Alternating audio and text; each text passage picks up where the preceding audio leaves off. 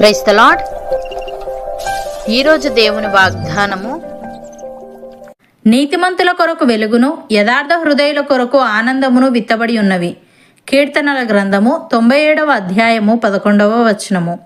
సహోదరి సహోదరులారా, ఈ వాక్యం దేవుని బిడ్డల జీవితంలో ఉండే నిరీక్షణను మరియు భవిష్యత్తు ఆశీర్వాదాలను అద్భుతంగా వివరిస్తుంది.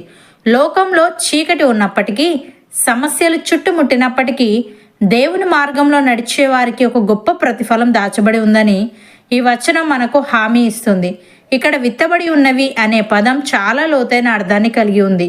ఒక విత్తనం నేలలో వేసినప్పుడు అది వెంటనే కనిపించదు, కానీ అది సరైన సమయంలో మొలకెత్తి గొప్ప ఫలాన్ని ఇస్తుంది. అలాగే నీతిమంతుల జీవితంలో కూడా దేవుని ఆశీర్వాదాలు విత్తబడి ఉన్నాయి. అవేంటో ఇప్పుడు చూద్దాం. మొదటిగా, నీతిమంతుల కొరకు వెలుగు విత్తబడి ఉన్నది. నీతిమంతులు అంటే ఎవరు? బైబిల్ ప్రకారం సొంత నీతిని నమ్ముకున్నవారు కాదు. యేసుక్రీస్తు రక్తము ద్వారా కడగబడి దేవుని వాక్య ప్రకారం జీవించడానికి ప్రయత్నించే వారే నీతిమంతులు. వెలుగు అనేది జ్ఞానానికి, మార్గదర్శకత్వానికి మరియు విజయానికి గుర్తు. ఒక్కోసారి నీతిమంతుల జీవితంలో కూడా చీకటి రోజులు రావచ్చు. ఏం చేయాలో పాలుపోని స్థితి, శోధనలు, కష్టాలు చుట్టుముట్టినప్పుడు అంతా చీకటిగా అనిపించవచ్చు. కానీ దేవుడు అంటున్నాడు, నీ కోసం వెలుగు విత్తబడింది అని. రైతు విత్తనం వేసిన తర్వాత అది మొలకెత్తే వరకు ఓపికగా ఎదురు చూస్తాడు. అలాగే నీతిమంతుడి జీవితంలో ఈరోజు ఉన్న చీకటి శాశ్వతం కాదు. చీకటిని చీల్చుకుంటూ వెలుగు ప్రకాశించే సమయం వస్తుంది. ఉదాహరణకు, యోసేపు జీవితాన్ని చూస్తే అతని సొంత అన్నలే అమ్మేశారు.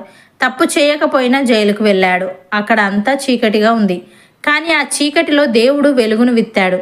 సమయం వచ్చినప్పుడు ఆ విత్తనం మొలకెత్తింది. యోసేపు ఐగుప్తు దేశానికే ప్రధానమంత్రి అయ్యాడు. నీతిమంతునికి కలిగే శ్రమలు అనేకము, కానీ వాటన్నిటిలో నుండి దేవుడు వెలుగును రప్పిస్తాడు. 2, యథార్థ హృదయుల కొరకు ఆనందము విత్తబడి ఉన్నది అని వ్రాయబడింది. యథార్థ హృదయులు అంటే లోపల ఒకటి బయట ఒకటి లేకుండా దేవుని ఎదుట నిష్కపటంగా ఉండేవారు. లోకం వారిని పిచ్చివారిగా చూడవచ్చు, వారు నష్టపోతున్నారని అనుకోవచ్చు. యథార్థంగా ఉండడం వల్ల కొన్నిసార్లు కన్నీళ్లు రావచ్చు, అవమానాలు ఎదుర్కోవచ్చు. కానీ దేవుని వాగ్దానం ఏమిటంటే, నీ కన్నీళ్ల వెనక ఆనందం విత్తబడింది. కీర్తనల గ్రంథము 126వ అధ్యాయము 5వ వచనంలో, కన్నీళ్లు విడిచుచు విత్తువారు సంతోషగానముతో పంట కోయుదురు అని వ్రాయబడింది. ఈ లోకంలో వచ్చే ఆనందం తాత్కాలికం, కానీ దేవుడు విత్తిన ఆనందం శాశ్వతమైనది. అది పరిస్థితుల మీద ఆధారపడదు. లోపల దేవుడు ఇచ్చే ఆ నెమ్మది, ఆ సంతోషం ఎవరూ దోచుకోలేరు. ఉదాహరణకు, అపోస్తలుడైన పౌలు మరియు సీలలను చూస్తే, వారు దేవుని పని చేస్తూ బంధించబడ్డారు, కొట్టబడ్డారు, వారి కాళ్లకు సంకెళ్లు వేశారు. అది కన్నీళ్ల సమయం. కానీ వారు మధ్యరాత్రిలో దేవుని స్తుతించడం మొదలుపెట్టారు. అప్పుడు అక్కడ అద్భుతం జరిగింది. బంధకాలు ఊడిపోయాయి. వారు ఆనందంతో నింపబడ్డారు. యథార్థంగా దేవుని వెంబడించే వారికి లోకం ఇచ్చే దుఃఖం కంటే దేవుడు ఇచ్చే ఆనందం చాలా పెద్దది. ప్రియులారా, ఈరోజు మీ జీవితం ఎలా ఉంది? మీరు నీతిగా బ్రతుకుతున్నా ఇంకా సమస్యలు ఎదురవుతున్నాయని బాధపడుతున్నారా? వెలుగు ఎప్పుడు కనిపిస్తుందా అని ఎదురు చూస్తున్నారా?